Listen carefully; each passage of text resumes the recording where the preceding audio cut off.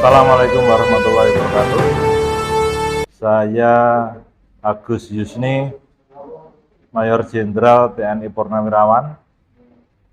Saat ini sedang maju dalam rangka kontestasi pemilihan caleg DPR RI dari P3 nomor urut 4, Dapil Jateng 10 yang meliputi wilayah Kabupaten Batang, Kabupaten Pemalang, Kabupaten Pekalongan, dan Kota Pekalongan.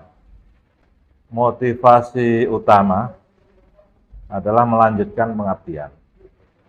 Setelah kita 35 tahun mengabdi di militer, sejumlah rekan, sahabat, senior mendorong saya untuk mengabdi ke masyarakat, sehingga kita atau saya maju di dalam kontestasi, masuk di dalam Partai P3 untuk caleg DPR RI. Tentunya saya didorong oleh bawah sadar, karena saya sejak kecil tinggal di Kediri, kemudian di sekitarnya itu dekat dengan Pondok Lirboyo. Jadi nuansa dan tradisi NU itu sudah melekat dari sejak kecil. Lingkungan saya seperti itu, kita biasa tidur di langgar, kemudian main pencaksilat sama teman-teman dan lain sebagainya, sehingga secara alamiah begitu ditawarin partai apa yang saya inginkan, saya tidak ragu-ragu milih P3. Saya kira ilmu dasar militer itu meliputi banyak hal, termasuk di dalamnya bidang teritorial, bidang kemasyarakatan, kemudian bidang sosial juga. Salah satu perwujudan dari 8 wajib TNI waktu itu adalah bagaimana mengatasi kesulitan rakyat sekelilingnya. Itu bagian dari jiwa kita yang tertanam sejak awal, bagaimana kita berkomunikasi dengan masyarakat dan dengan lingkungan. Sehingga pada saat kita terjun di dalam dunia politik, di mana kita mendekati masyarakat dan bersatu dengan masyarakat, itu bukan sesuatu yang canggung lagi. Banyak hal yang kita secara mulus lakukan karena ilmu-ilmu dasar di militer itu sudah mencakup hal-hal yang biasa kita lakukan begitu kita masuk di dalam dunia pencalekan. Fokus atau basis pergerakan kita tidak membedakan kabupaten atau kota, tapi sampai di level kecamatan tertentu, desa tertentu, di masing-masing kabupaten dan kota itu kita jadikan fokus. Jadi secara umum misalkan di Pemalang, ada kecamatan-kecamatan tertentu yang kita fokuskan, kita basiskan. Di Kabupaten Pekalongan juga demikian, ada titik-titik tertentu yang kita perkuat. Di Batang juga demikian, ada yang kita perkuat, ada yang kita lepas, ada yang kita masuki pelan-pelan, karena masing-masing kabupaten itu punya tipologi yang berbeda-beda. Alhamdulillah, saya memang membutuhkan para relawan. Saya minta tolong para relawan untuk mencari calon pemilih konstituen yang seirama dengan tema-tema yang saya sampaikan, program-program yang saya tawarkan, kemudian yang intinya seide lah, satu pemahaman dengan hal-hal yang berkembang di lingkungan kita, sehingga kita tidak mengalami kesulitan sama sekali untuk menggeluti hal-hal yang diminta oleh masyarakat. Saya fokus ke kehidupan masyarakat langsung, ke UMKM, ke buruh, kemudian ke milenial, sehingga sejumlah kegiatan yang saya tawarkan itu tentang bagaimana mendapatkan pekerjaan secara mudah, kemudian bagaimana mendapatkan sandang pangan secara murah, sehingga kita bisa mendapatkan hidup yang berkah. Saya kira pendidikan itu suatu konteks yang multidimensi.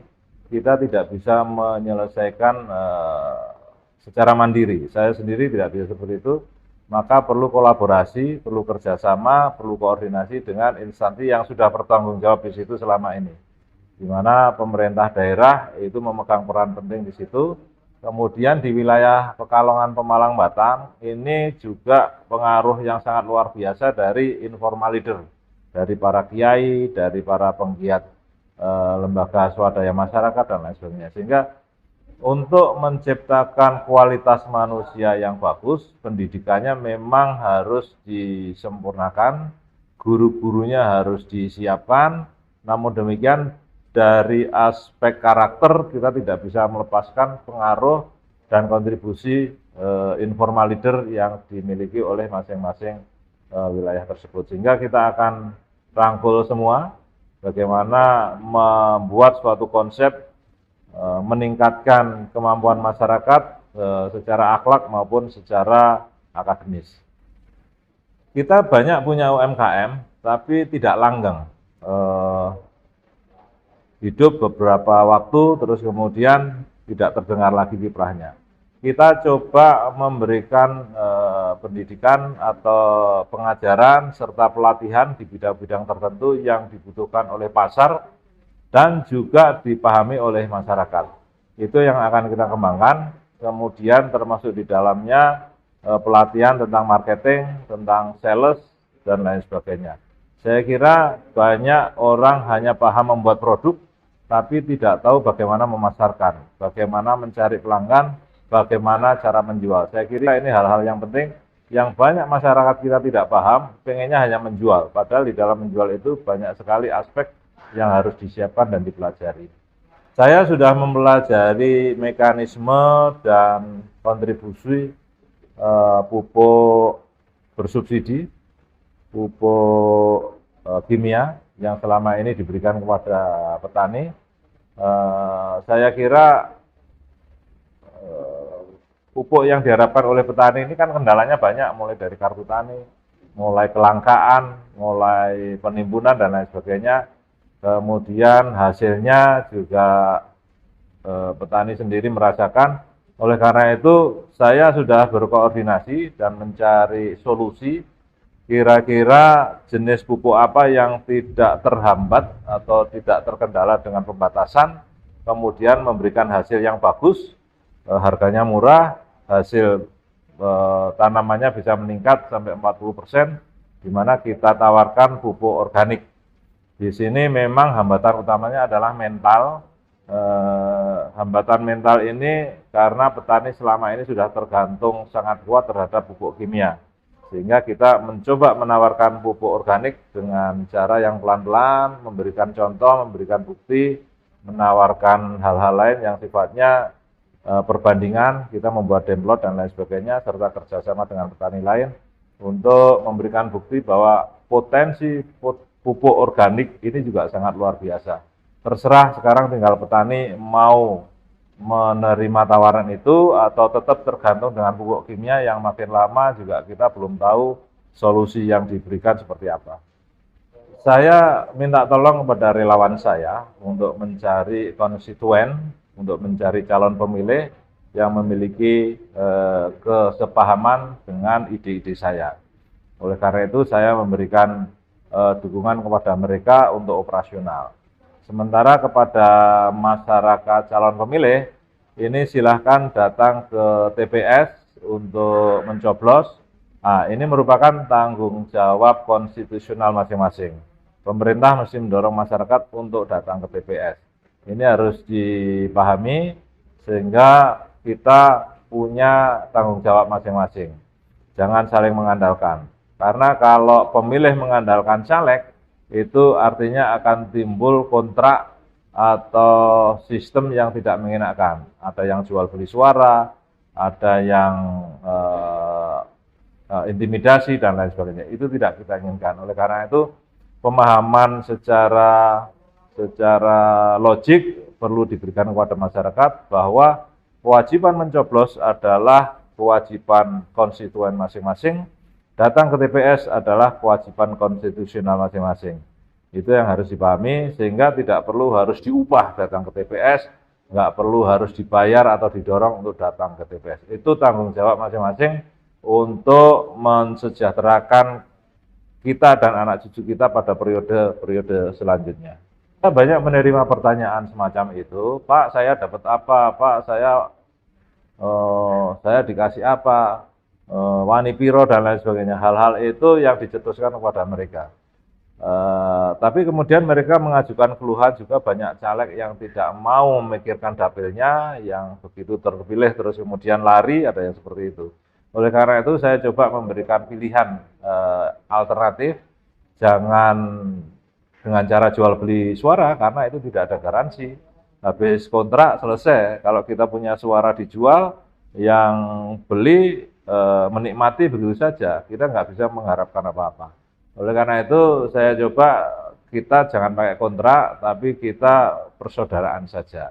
Komunikasi kita langgeng sampai kapanpun ada permasalahan kita bisa pecahkan dan cari solusi secara bersama-sama. Saya kira ini Pileg dan Pilpres saat ini merupakan kesempatan yang bagus bagi kita untuk memberikan kontribusi sebesar-besarnya kepada masyarakat dan lingkungan kita.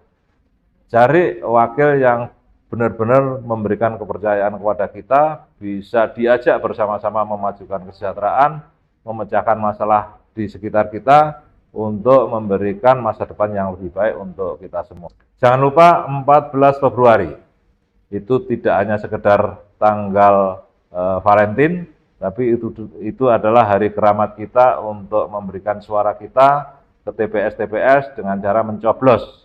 Ada 5 surat suara yang kita pilih. Kita memilih presiden dengan warna kertas suara abu-abu. Kita memilih anggota DPD dengan warna kertas suara merah.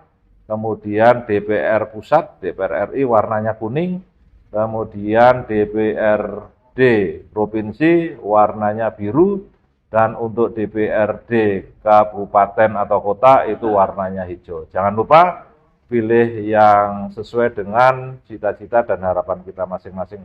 Jangan dipengaruhi oleh suara-suara yang tidak benar. Saya Agus Yusni, saya harapkan bapak-bapak, ibu-ibu bisa memilih kertas warna kuning untuk DPR RI, DPR pusat, dan pada kertas pojok kiri bawah ada P3. Partai Persatuan Pembangunan nomor 17, nomor urut 4, jangan lupa yang dicoblos. Coblos nomor urut 4, Agus Yusni. Terima kasih sekali lagi. Wassalamualaikum warahmatullahi wabarakatuh.